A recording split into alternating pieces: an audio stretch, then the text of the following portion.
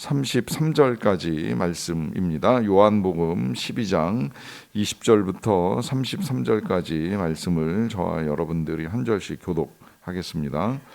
명절에 예배하러 올라온 사람 중에 헬라인 몇이 있는데 그들이 갈릴리 벳사다 거란 빌립에게 가서 청하여 이르되 선생이여 우리가 예수를 배우고자 빌립이 안드레에게 가서 말하고 안드레와 빌립이 예수께 가서 여쭈니 예수께서 대답하여 이르시되 인자가 영광을 얻을 때가 왔도다. 내가 진실로 진실로 너희에게 이르노니 한 알의 밀이 땅에 떨어져 죽지 아니하면 한 알 그대로 있고 죽으면 많은 열매를 맺느니라.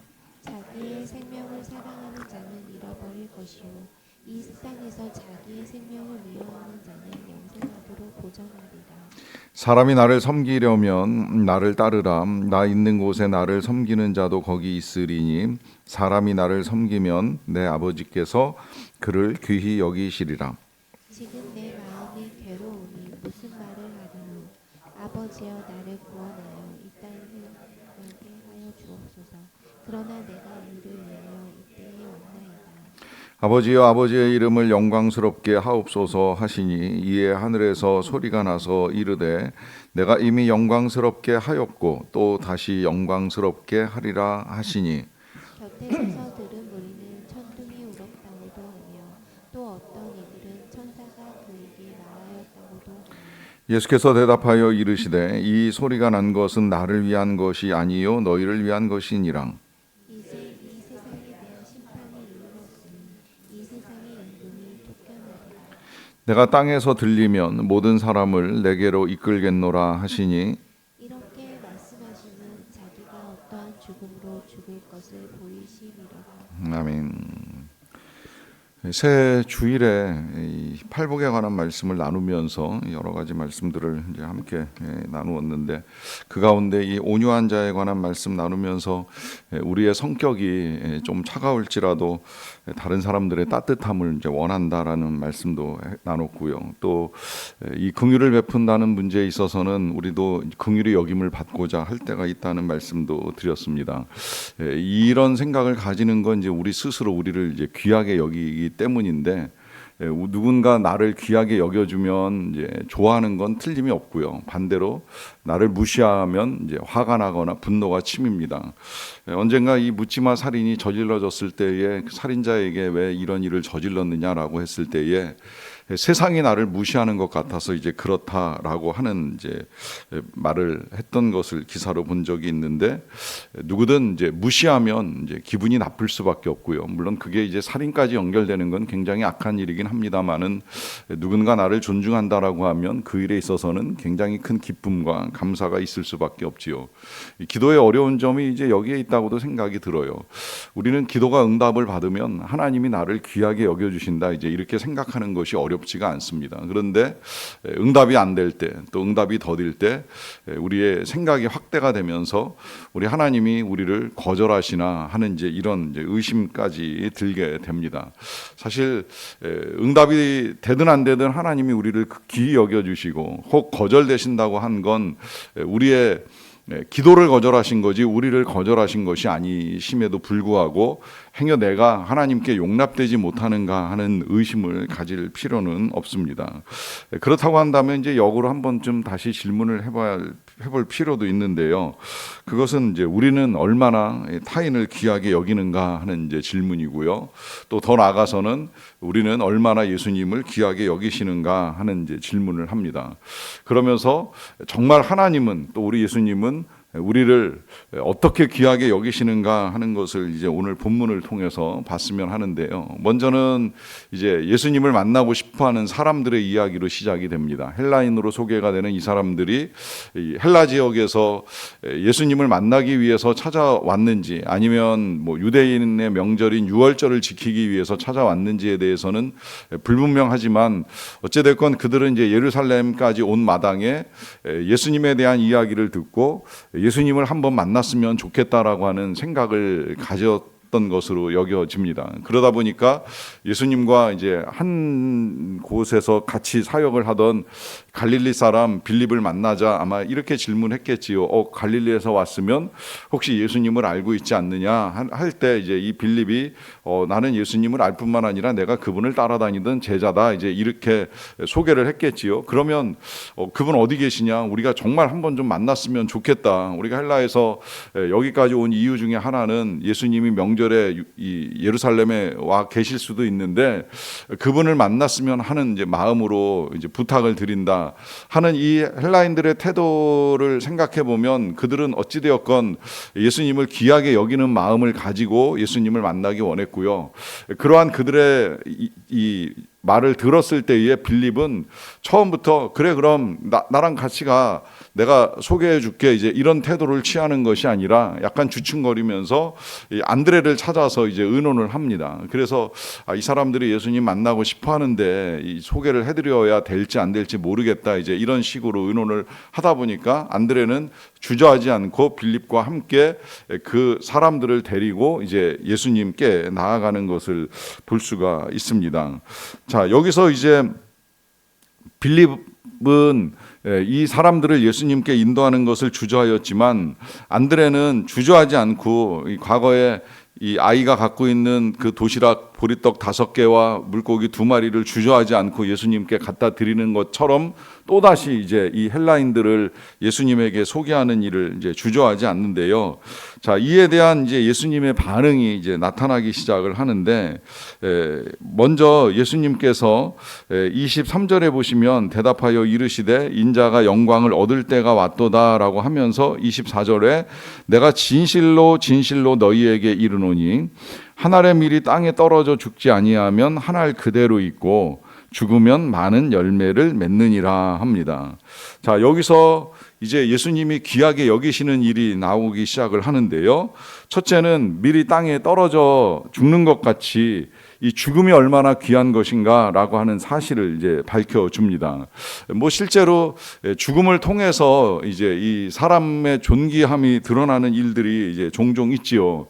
뭐 전쟁터에서 이 적과 싸우다가 이제 죽임을 당하게 된 군인의 전사라든지 아니면 화마 속에서 불길과 싸우면서 사람을 구출해내기 위하여 애쓰다가 목숨을 잃게 된 소방관 같은 사람들의 그 죽음에 대해서 이제 우리가 아주 귀하게 여깁니다. 그래서 그 이름을 기리고 그 묘비를 세우고 또 이제 훈장을 추수하기도 하는데요. 자, 이런 일이 귀하다는 사실을 예수님이 알려주기 위하여서 25절에서는 이렇게도 이제 부연해서 말씀을 하시는데요. 자기의 생명을 사랑하는 자는 잃어버릴 것이요 이 세상에서 자기의 생명을 미워하는 자는 영생하도록 보존하리라 합니다. 자, 두 번째로 우리를 귀하게 여기시는 예수님의 이 모습은 생명을 사랑하느냐 생명을 미워하느냐로 이제 결정을 지어서 말씀을 하시는데 이때 이 생명을 사랑한다 미워한다 하는 말의 이 의미는 우리가 생명을 미워해서 생명을 함부로 대하는 것을 말씀하시는 것은 이제 절대 아니지요. 행여라도 자기 학대에 빠진 사람을 일컬어서 생명을 미워하는 자로 영생하도록 보존한다라고 하시는 말씀은 절대 아닐 것입니다.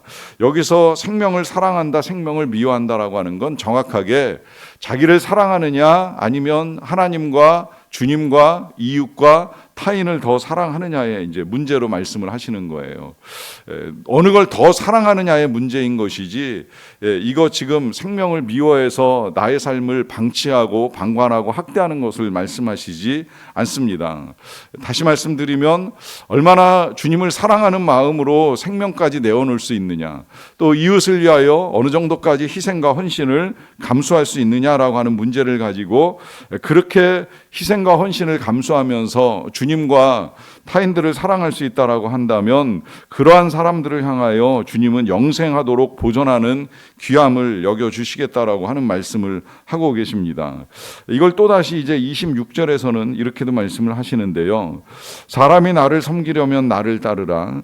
나 있는 곳에 나를 섬기는 자도 거기 있으리니 사람이 나를 섬기면 내 아버지께서 그를 귀히 여기시리라 라고 하시면서 정말 하나님께서 귀히 여겨주시는 사람들이 누구인가 하는 걸 이제 명확하게 말씀하십니다. 그것은 예수님을 따르는 사람들입니다.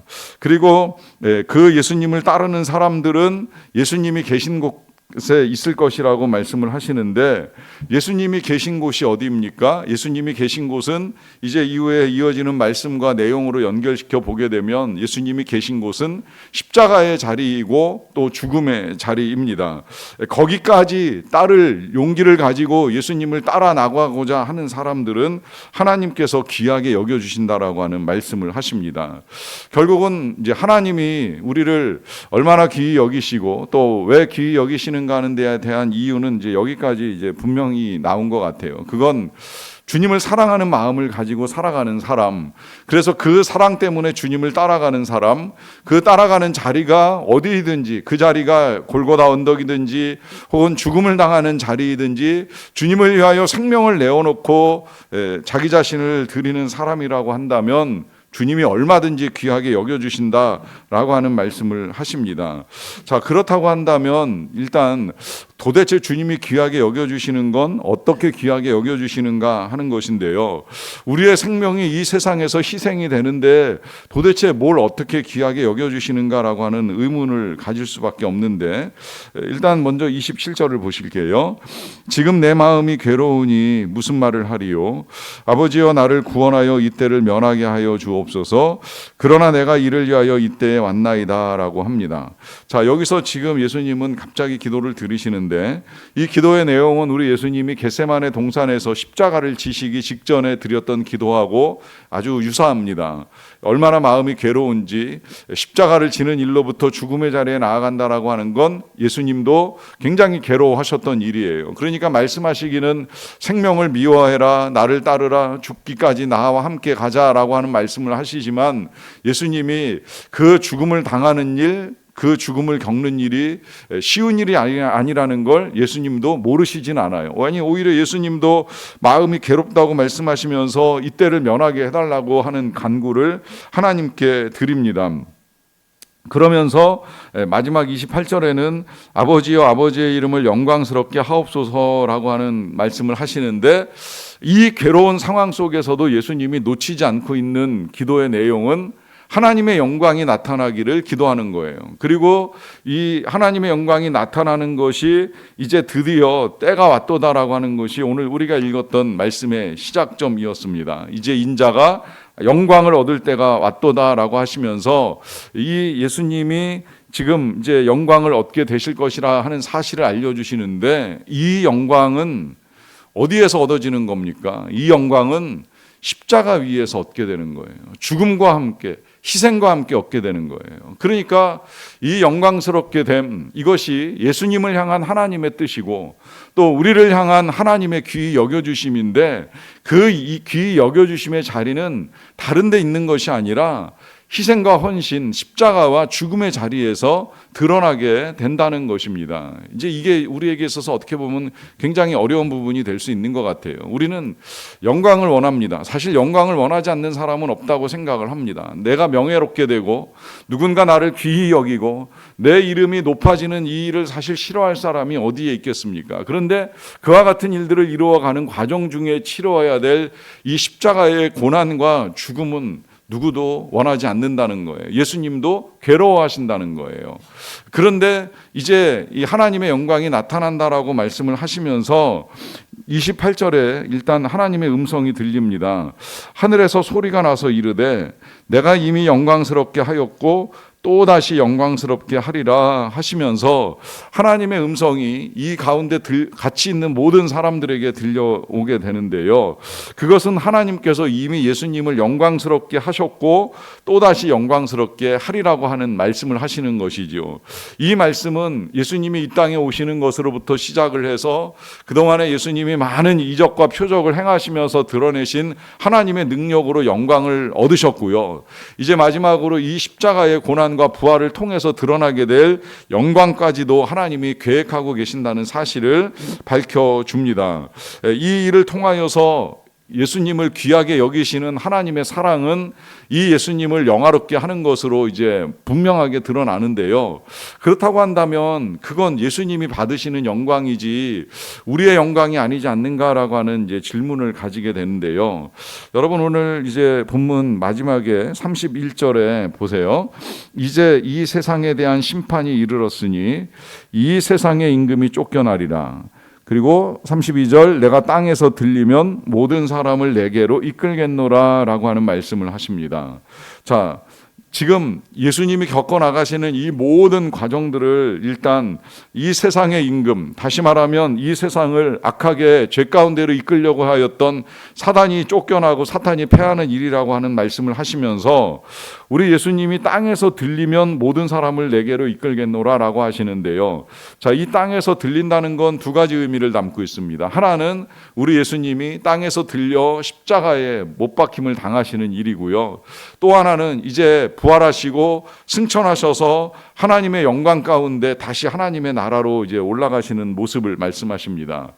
중요한 건 그와 같이 들리시는 일을 통하여서 모든 사람을 내게로 이끌겠노라라고 하는 말씀을 하시는데, 자, 예수님께로 이끌어 가신다라고 하는 이 말씀의 의미는 무엇이겠습니까? 그것은 우리 예수님이 우리를 구원하시겠다라고 하는 것이고요. 그 구원의 은혜는 단순히 우리가 이제 생명을 보존하는 것으로만 끝나는 것이 아니라 구원받은 우리가 하나님의 자녀가 되는 것, 그리고 더 나아가서 거룩한 하나님 나라의 백성이 되는 것, 그리고 마지막에 이제 우리가 얻게 될 영화에 이르기까지 그 모든 과정을 일컬어서 예수님께서 내게로 이끌겠노라라고 하는 말씀을 하십니다. 결국 예수님이 들림을 받으시는 것, 이 땅에서 들림을 받는 십자가와 부활 그리고 승천까지 이어지는 이 모든 일들은 우리를 구원하실 뿐만 아니라 우리를 거룩하게 하시고 영화롭게 하시고자 하시는 하나님의 계획 속에서 진행되는 일이에요. 그만큼 주님은 우리를 귀하게 여겨주신다는 거예요. 여러분, 예수님께서 우리를 귀하게 여기셔서 행하시는 일이 단순히 그냥 구원받아라, 이 땅에서 잘 살라 수준으로 생각하지 마세요. 우리의 궁극적인 도달점은 칭의, 의롭다 여겨주심을 넘어서서 성화, 거룩해 되는 것이고, 거룩해 되는 것을 넘어서서 영화, 영광스럽게 되는 것입니다. 이것이 우리를 향한 하나님의 계획이고 지금도 이루어 가시는 일이고 그 일이 반드시 이루어질 것입니다. 그러하기에 우리는 얼마나 하나님이 우리를 귀하게 여겨주시는가 하는 사실을 믿는 믿음을 가지고 살아야 돼요.